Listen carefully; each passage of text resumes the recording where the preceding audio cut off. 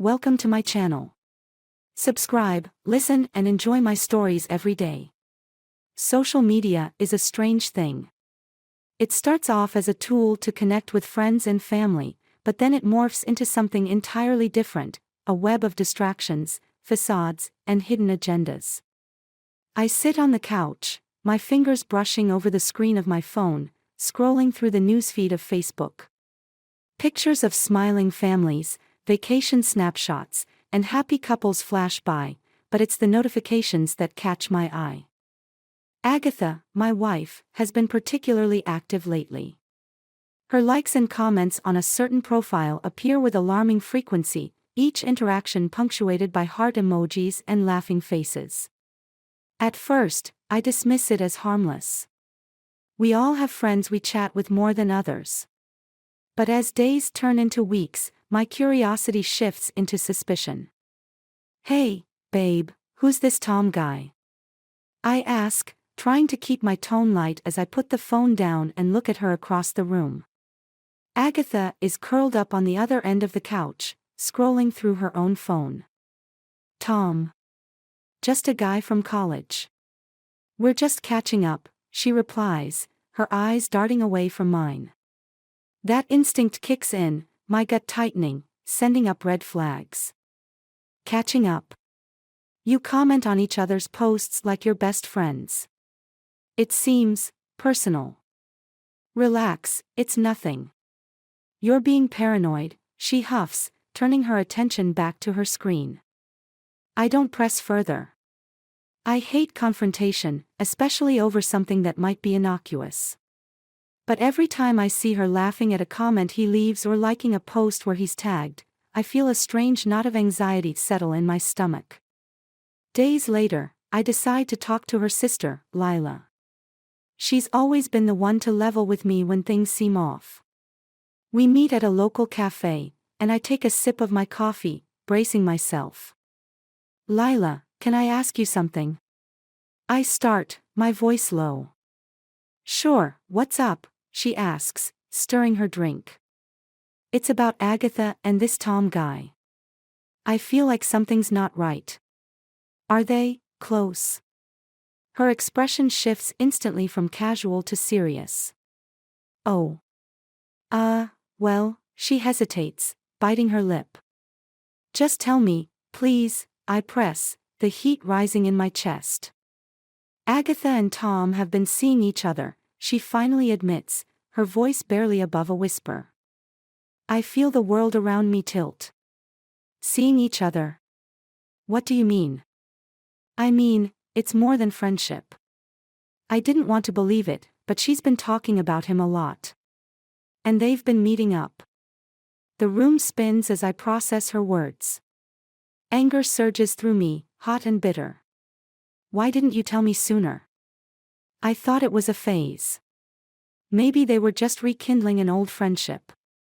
I didn't want to break your heart if it was nothing, she says, looking genuinely pained.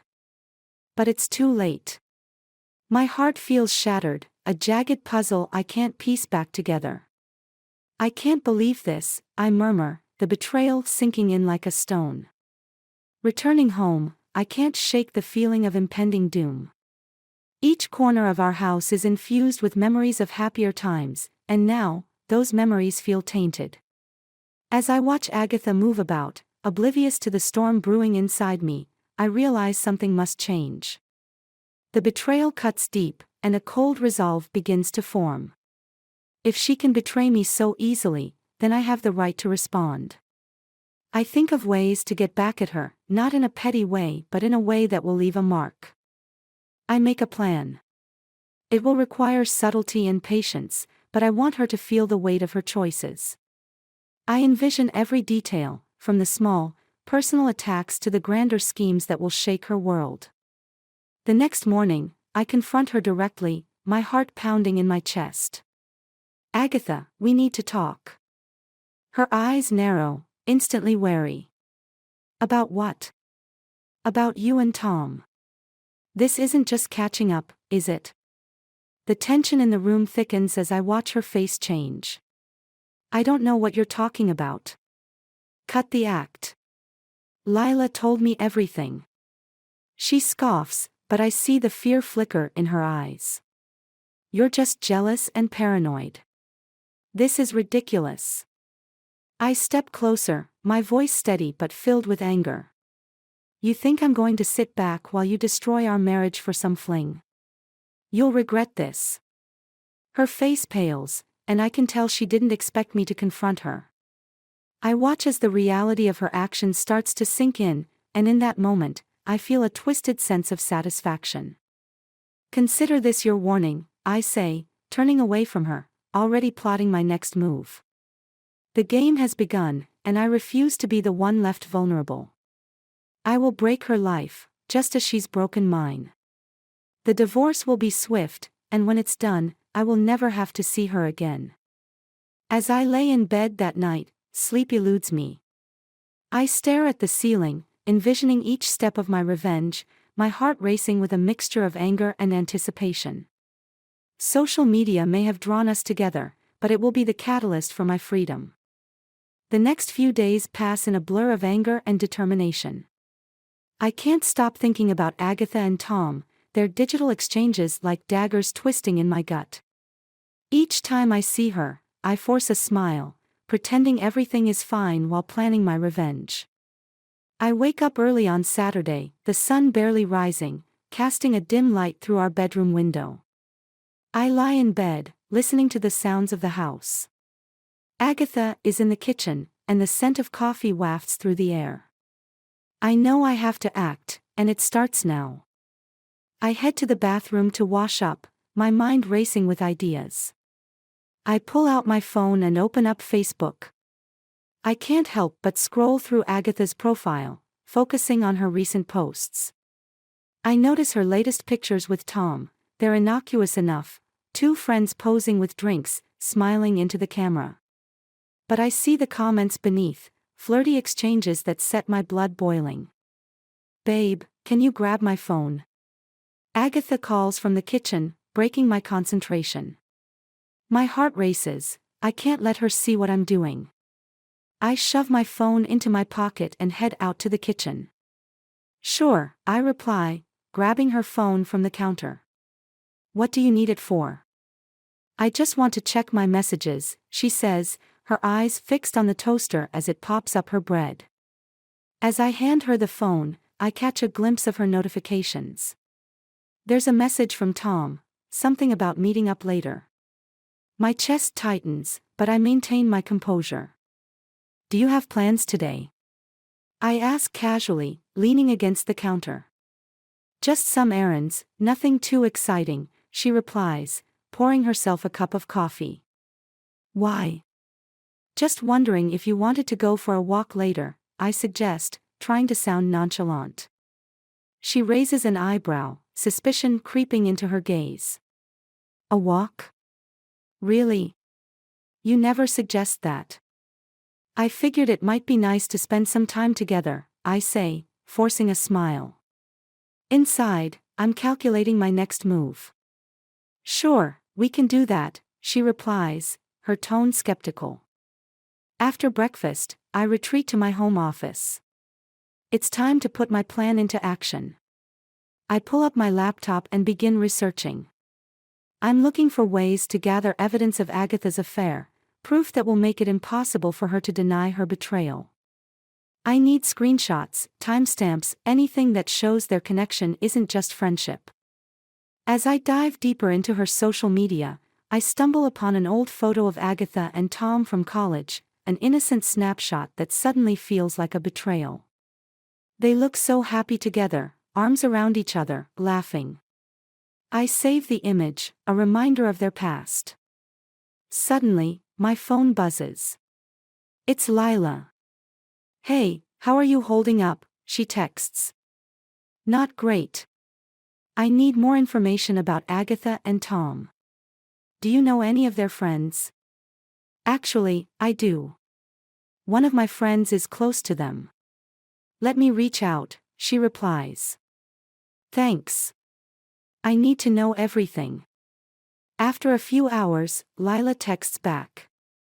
Okay, my friend said she saw them together last week at a bar downtown. She's pretty sure they were more than just friends. I'll get more details. I feel a surge of adrenaline. This is exactly what I need. Perfect. I'll meet you later to talk, I reply, my fingers flying over the screen. As the afternoon rolls in, I can't shake off the anxiety. I know I need to confront Agatha again, but this time, I'll be armed with evidence. I decide to go for a run to clear my mind. The rhythm of my feet against the pavement helps me think, and I visualize the confrontation in my head, how I will lay everything bare before her. Returning home, I find Agatha lounging on the couch, her phone in hand. She glances up, and the tension between us hangs thick in the air. "Hey, how was your run?" she asks, trying to sound casual. "Good," I reply, taking a deep breath. "I was thinking, maybe we should have a serious talk tonight." Her eyes widen slightly. "What about?" "About us," I say, keeping my tone steady. "Is this about Tom again?" "Because I told you." "No, it's not just about Tom. It's about how you're treating our marriage," I cut her off, my heart pounding. "I need you to be honest with me." She fidgets, a nervous habit I recognize. "I don't know what you want me to say. Just tell me if you're seeing him." No more games. For a moment, silence stretches between us. I can see her weighing her options, the truth flickering behind her eyes. "Look, it's not what you think," she finally says, her voice barely above a whisper. "Then what is it?" I challenge, leaning forward, my anger barely contained. Agatha opens her mouth, but before she can respond, my phone buzzes again. It's Lila. "Got some info." They were definitely together last week. My friend saw them holding hands. I feel a rush of triumph mixed with rage. "You're lying to me," I shout, slamming my hand on the table, startling her. "I'm not lying," she pleads, her voice shaky. "Then why do I have proof? Why do I know you're hiding something?" Agatha's face pales, and I can see the realization dawning on her. "What do you want from me?" she finally asks, her voice cracking. "Your honesty would be a start," I reply, my heart racing. I was going to tell you," she stammers, but I can see the guilt etched across her face. The doorbell rings, cutting through the tension like a knife. I turn and head toward the door, my heart racing again, half expecting it to be Tom. But when I open it, it's Lila, her expression serious. "Can we talk?" she asks, stepping inside. I nod, my mind racing. "Agatha, I think it's time for you to hear everything," I say, gesturing for Lila to take a seat.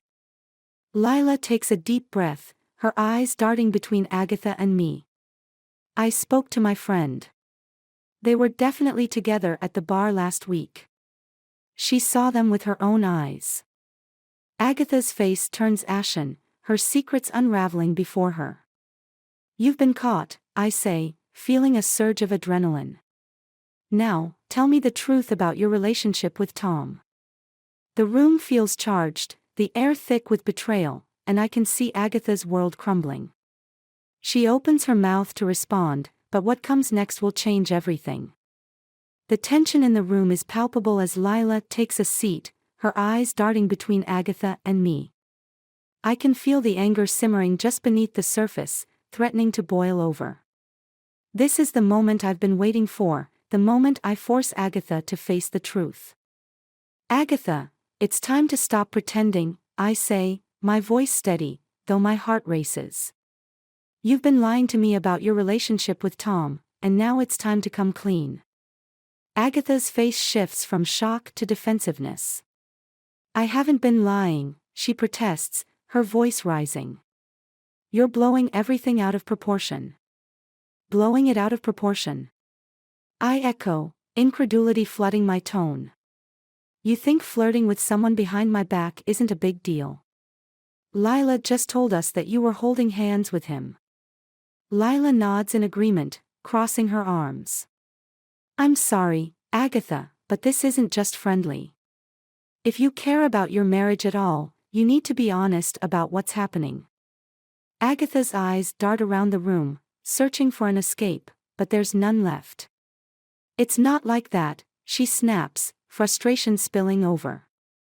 Tom and I were just reconnecting. I didn't think it would go anywhere. Reconnect all you want, but don't pretend it's innocent, I reply, my voice rising. You don't hold hands with just anyone. You've betrayed me, Agatha, and you're trying to downplay it. I didn't mean for it to happen, she says, her voice breaking. I felt lonely. You've been so distant lately. You never pay attention to me. Lonely? I scoff, feeling the anger swell within me. You choose to find comfort in another man instead of talking to me. You could have said something, but instead, you chose to cheat. The words hang in the air, heavy with the weight of betrayal. I watch as her face crumbles, guilt and shame washing over her. I didn't want to hurt you. I thought we could work things out without confrontation. Lila speaks up, her voice firm. But that's not fair to him, Agatha. You can't string him along while you're playing house with another guy. You have to choose what you want. Agatha's silence speaks volumes. The facade she's built is crumbling, and I can see the realization dawning on her. I need time to think, she finally murmurs, looking away, her voice barely above a whisper. Time? I ask incredulously. You've already made your choice. You're choosing Tom over our marriage. I didn't mean to hurt you, really, she says, tears spilling down her cheeks. It just happened. The coldness in my heart deepens. You think tears will make this right? You've broken my trust, Agatha. Trust can be rebuilt, she replies desperately. Please, just give me a chance to explain. But I've already made my decision. I don't think there's anything you can say that will fix this. The room falls silent, and I glance at Lila, who seems equally distraught by the unfolding drama. I'll give you two some space, she says quietly, rising from her seat. I need to process all of this. Thank you, Lila, I reply, my voice shaky but resolute. Once she leaves, I turn back to Agatha, who looks like a ghost of her former self. What do you want to do? I ask, my voice low and unforgiving. I don't know, she admits, her eyes filled with regret. I didn't want it to come to this. Well, it has, I say, anger flaring again. I deserve to know what you really want. Are you choosing him? Or do you want to try to salvage this? She opens her mouth, hesitates, then shuts it again, unable to find the words. Exactly, I say, my voice sharp. You can't even answer that. You've already made your choice. I grab my keys and head for the door, the urge to flee from this suffocating confrontation overwhelming. Where are you going? She calls after me, panic creeping into her voice. Out, I reply curtly. I need air. You need to figure out what you really want. I storm out of the house, the evening air hitting me like a cold slap. My mind races, my heart pounding with a mix of anger and betrayal. I know I need to do something that ensures Agatha understands the gravity of her actions. I drive aimlessly, the city lights blurring past me, but my thoughts remain focused on my plan for retribution. I want her to feel the weight of her betrayal, to truly understand what she's lost. After a while, I pull into a bar I used to frequent, hoping the familiar atmosphere can drown out my swirling thoughts. I order a drink and lean back, the cool glass a welcome distraction. As I sip my whiskey, my mind drifts to a moment during our marriage when we felt solid, happy. Those memories feel so distant now, overshadowed by her betrayal. I can't believe how quickly everything fell apart, and it ignites a fire within me. I reach for my phone and scroll through my contacts until I find an old friend, Mike. We haven't spoken in ages, but I remember he has connections and knows how to manipulate social media. I shoot him a quick text, need a favor. Let's meet up. Minutes later, he responds. Sure, what's up? I type back, it's complicated. Let's just say it involves a cheating wife and some retribution.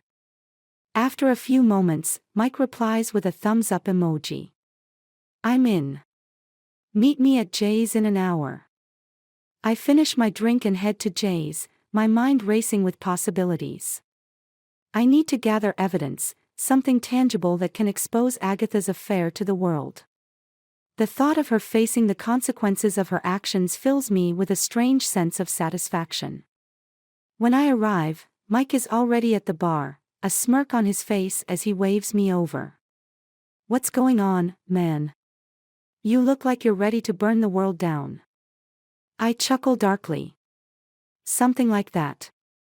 I found out my wife is cheating on me. I need to make her regret it. Damn, that's heavy, he replies, his expression turning serious. What do you want to do? I want to show her exactly what she's lost, I say, my voice firm. I want her to understand that her actions have consequences. And I need your help to gather evidence, to create a situation where the truth can't be hidden. Mike leans in, intrigued. You're talking about social media. You want to blow this thing wide open. Exactly.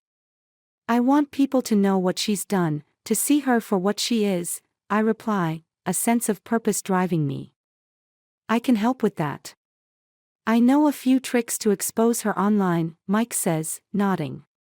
We'll make it public. But you need to be ready for the fallout. I don't care about the fallout, I say, my voice low and steady.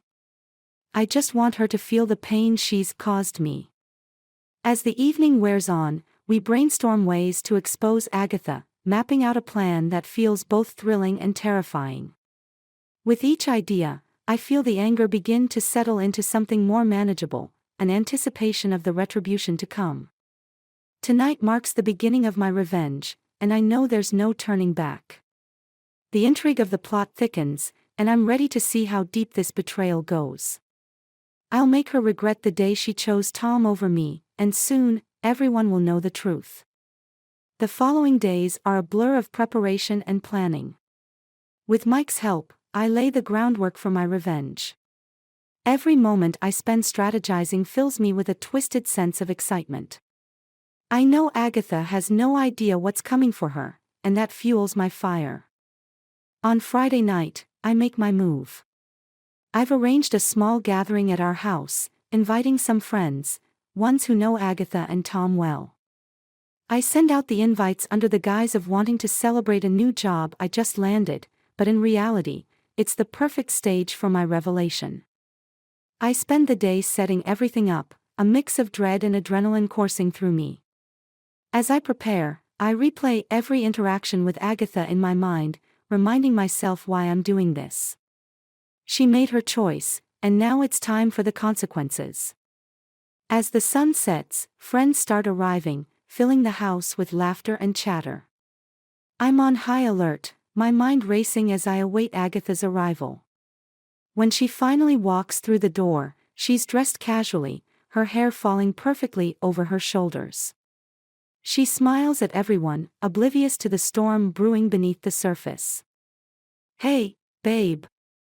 This looks great, she exclaims, giving me a quick kiss on the cheek. I force a smile, but inside, I'm a volcano ready to erupt. I play the gracious host, pouring drinks and mingling, but my eyes never leave Agatha. I watch as she interacts with our friends, laughing and chatting, blissfully unaware of the trap I'm setting. As the night progresses, I glance at Mike, who stands by the corner with a knowing look. It's time. I raise my glass, the room quieting down as everyone turns their attention to me. Hey, everyone. Thank you all for coming tonight.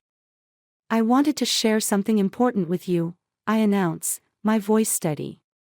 As some of you might know, I've recently discovered some troubling news about my marriage.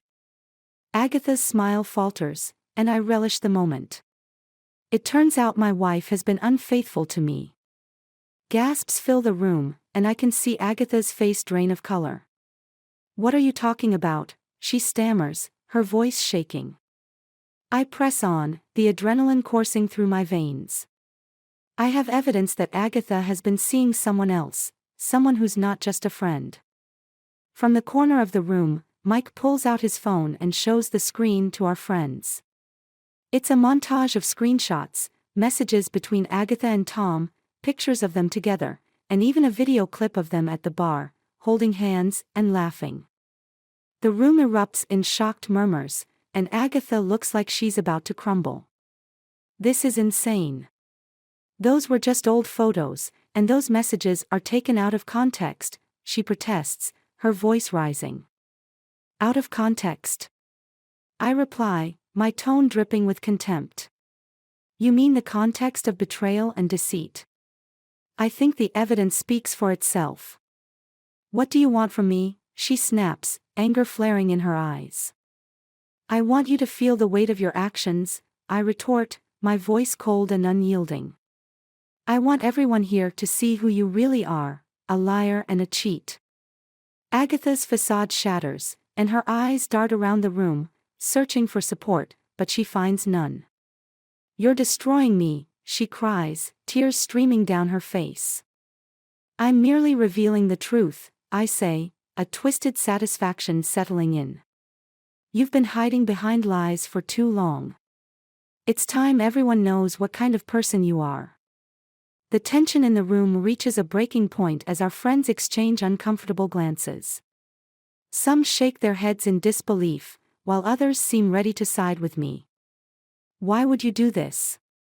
Agatha asks, her voice trembling. After everything we've been through, you'd stoop so low. You made your choice, Agatha, I reply, my voice firm. You chose to betray me, and now you'll face the consequences. The night spirals into chaos as Agatha, overwhelmed with shame and anger, shoves past me and storms out of the house, her sobs echoing down the street. I feel a mix of triumph and emptiness wash over me. This was what I wanted, right?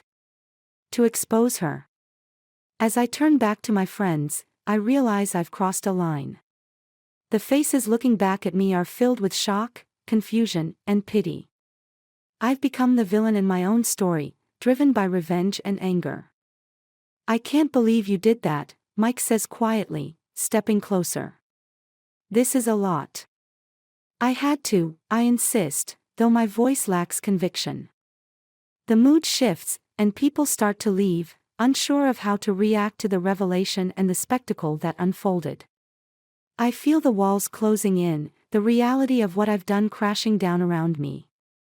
Later that night, as I sit in the living room, the echoes of laughter and conversation replaced by silence, I hear a knock on the door. My heart races as I open it, and standing there is Agatha, her face flushed and her eyes burning with fury. Do you think this is over? She snarls, stepping inside without invitation. You've ruined everything. You did that yourself, I shoot back, my anger reigniting. Do you think you've won? You think this exposes me? You've shown everyone how vindictive you can be, she accuses, her voice trembling with rage. I'm showing them the truth. I yell, my patience fraying. You think you can just play with people's feelings and get away with it? You think you can control this? You think everyone will side with you? She fires back. You're just as bad as me. For a moment, we stand there, breathing heavily, the weight of our accusations hanging in the air. Maybe we're both to blame, I admit finally, the anger seeping out of my voice. But you crossed a line that can't be uncrossed. Maybe this is for the best, she says quietly, her voice cracking. Maybe we're better off apart. The reality of her words hits me like a cold wave. You're right. I don't think we can come back from this. With that, the anger fades, replaced by a deep sadness. We're two strangers standing on the ruins of what was once a marriage, both of us filled with regret and hatred for the betrayal. I never wanted it to end like this, Agatha whispers, tears glistening in her eyes. Neither did I reply, my voice softening. But you chose your path. She nods, a mixture of pain and acceptance in her gaze. I guess this is it, then. Yeah, I say, my voice barely a whisper. As she turns to leave, I feel a weight lift off my shoulders. I've taken my revenge, but the price was higher than I anticipated. The hatred lingers between us, thick and unyielding, but it's a necessary farewell. In that moment, as she walks away into the night, I realize that revenge doesn't always provide the closure we seek. Sometimes, it only leaves behind a hollow echo of what once was, a reminder of betrayal that both of us will carry forever. As the door clicks shut, I know our lives will never intertwine again, the threads of our relationship severed by deception. In the silence that follows, I feel an unexpected sense of freedom, even if it comes with the heavy weight of loss.